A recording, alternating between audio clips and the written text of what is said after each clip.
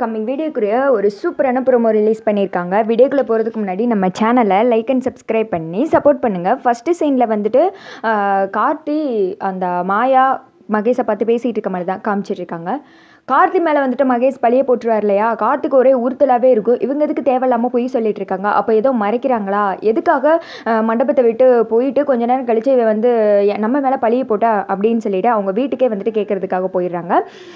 அடுத்து வந்துட்டு அந்த பக்கம் மகேஷும் அவங்க அண்ணியை வந்துட்டு பயங்கர பக்கா பிளான்ல இருக்காங்க. எப்படியும் அவன் நம்மக்கிட்ட இதை பற்றி கேட்க வருவான், ஏன்னா நான் உங்கள் லவ் மேட்ருக்கு ஹெல்ப் பண்ணதே அவன் தான். அதனால் எப்படியாவது அவங்ககிட்ட நம்புகிற மாதிரி ஒரு பெர்ஃபார்மன்ஸை போட்டணும். எப்படி ரேவதிக்கு நம்மக்கிட்ட ஏமாந்துக்கிட்டு இருக்காளோ அது மாதிரி எப்படி சொல்ல அதெல்லாம் பார்த்துக்கலாம் அப்படின்னு சொல்லிட்டு இவங்க வந்துட்டு பிளான்ல இருக்க. அதே சமயத்தில் கார்த்தி அந்த இடத்துக்கு வர்றாங்க. கார்த்தியை பார்த்ததுமே ரெண்டு பேருமே அப்படியே ஒரு மாதிரி பயத்திலே வந்துட்டு அதுங்களையும் மாயாவுக்கு கண்ணெல்லாம் கலங்கிருது, அப்படியே நின்றுட்டு இருக்காங்க. எதுக்கு தேவையில்லாமல் மண்டபத்தில் போய் சொன்னீங்க, அவங்களை கடத்தவே இல்லையே, எதுக்கு எல்லாம் முன்னாடி ஏன் மேலே பழிய போட்டீங்க அப்படின்னு சொல்லி கேட்டுட்டு இருக்க. ரெண்டு பேருமே தெரிதுன்னு முழிச்சிட்டு இருக்காங்க. நீங்கள் ரெண்டு பேரும் ஏதோ மறைக்கிறீங்கன்னு எனக்கு நல்லாவே தெரியுது, நீங்களே உண்மையை சொல்லிட்டா உங்களுக்கு நல்லதுன்னு நினைக்கிறேன் அப்படின்னு சொல்லிட்டு கார்த்தி சொல்ல, சார் எங்களை மன்னிச்சிருங்க சார், இதெல்லாம் அந்த சிவனாண்டி சொல்லி தான் சார் நாங்கள் பண்ணோம் அப்படின்னு சொல்லிட்டு மாயா சொல்கிறாங்க. அதை கேட்டதுமே கார்த்தி வந்துட்டு ஷாக் ஆகுறாங்க.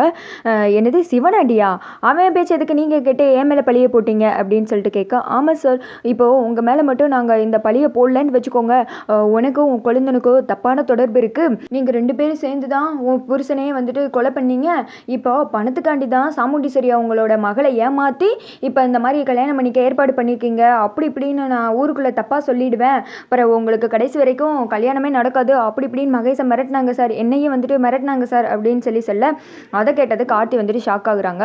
அவன் எதுக்கு இதெல்லாம் பண்ணுறான் அப்படின்னு கேட்க, சாமுண்டீஸ்வரி அம்மாவை பழி வாங்குறதுக்கு தான் சார், அதனால தான் சார், வேறு வழி இல்லாமல் அந்த இடத்துல நாங்கள் சொல்லிட்டோம் அப்படின்னு சொல்ல, சரி விடுங்க, இனிமேல் வந்துட்டு அவன் இதனால் உங்களை வந்துட்டு காண்டாக்ட் பண்ணானா என்கிட்ட வந்து சொல்லுங்க அப்படின்னு சொல்லிட்டு கார்த்தி வெளியில் கிளம்புனாலும் கார்த்திக் இவங்க மேலே டவுட்டாக இருக்குது, ஒரு மாதிரி வந்துட்டு யோசனையிலே இருக்காங்க, ஏதோ இருக்குது அப்படின்னு சொல்லிட்டு. அடுத்த சைடு வந்துட்டு மண்டபத்திலேருந்து தான் கால் பண்ணியிருப்பாங்க அங்கே ஒர்க் பண்ணுற மேனேஜர். கார்த்தி வந்துட்டு போகிறாங்க. என்ன சார் எது கால் பண்ணீங்க அப்படின்னு சொல்ல, உங்கள் ஃபேமிலியில் இருக்கவங்க சில திங்ஸ் எல்லாம் இங்கே வந்துட்டு விட்டுட்டு போயிட்டாங்க சார், அதெல்லாம் நாங்கள் எடுத்து வச்சுருக்கோம், இந்தாங்க பார்த்து கரெக்ட் பண்ணி எடுத்துக்கோங்க அப்படின்னு சொல்லிட்டு ட்ரெஸ் எல்லாம் வந்துட்டு கொடுக்குறாங்க. அதில் வந்துட்டு ஒரு புடவை மாயா கட்டி இந்த புடவை, அதை பார்த்ததுமே கார்த்தி வந்துட்டு ஷாக் ஆகுறாங்க. இந்த புடவை தானே அந்த குட்டி பொண்ணு சொல்லிச்சு, கையை பிடிச்சி ஃபேனில் வச்சு விட்ட ஆண்டி வந்துட்டு இந்த கலர் புடவை தான் கட்டியிருந்தாங்கன்னு, அப்போ இது யாரோடதான் இருக்கும், இங்கே கலட்டி வச்சுருக்காங்கன்னா அவங்க தப்பை மறைக்கிறதுக்காண்டி தான் இந்த புடவையை வந்துட்டு கலட்டி வச்சுட்டு போயிருக்காங்க, யாராக இருக்கும் அப்படின்னு சொல்லிட்டு கார்த்திக் ஒரே யோசனையாக இருக்குது. வீட்டில் வந்து யோசிச்சுட்டு இருக்காங்க. அப்போ மயில்கிட்ட போய் இந்த புடவை யாரோடதுன்னு தெரியுமா, இங்கே இருக்கிறவங்க யாரோட புடவையா அப்படின்னு சொல்லிட்டு கேட்குறாங்க.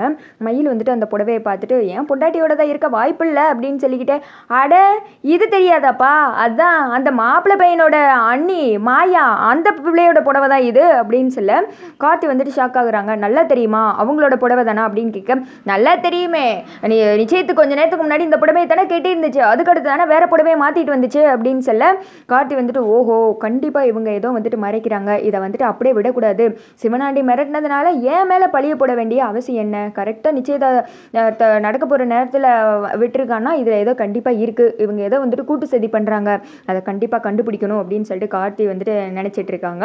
அதே சமயத்தில் இந்த திக்கோ ரேவதிக்கு ஒரே குழப்பமாக இருக்குது. கார்த்தி மேலே எதுக்கு தேவையில்லாமல் மகேஷ் வந்துட்டு இப்படி சொல்கிறாரு, ஒருவேளை கார்த்தி இதை பண்ணியிருப்பாரோ டிரைவரே இதை பண்ணியிருப்பாங்களோ அப்படின்னு சொல்லிட்டு யோசனையில் இருக்குது. அதோட பார்த்தீங்கன்னா வீடியோ வந்துட்டு முடிஞ்சிடுது. நம்ம எதிர்பார்க்காத பல சீன் வந்துட்டு போய்கிட்டு இருக்கு. ஃபஸ்ட்டு கேடி பாட்டில் ஒன்லையுமே வந்துட்டு சாமி வந்துட்டு கார்த்திக்கோ தீபா கல்யாணம் நடக்கும்னு சொன்னாங்க, அதுவும் நடக்கலை. இங்கேயும் வந்துட்டு குட்டி முருகர் இருந்து பாரு புவனேஸ்வரி எல்லாம் நல்லதாக நடக்கும் அப்படின்னு சொல்லி நிச்சயதார்த்தம் நடக்கிற மாதிரி பாட்டிக்கு வந்துட்டு ஆசை தூண்ட அது வந்துட்டு நடக்கலை. பார்க்கலாம் இனி என்ன நடக்குதுன்னு.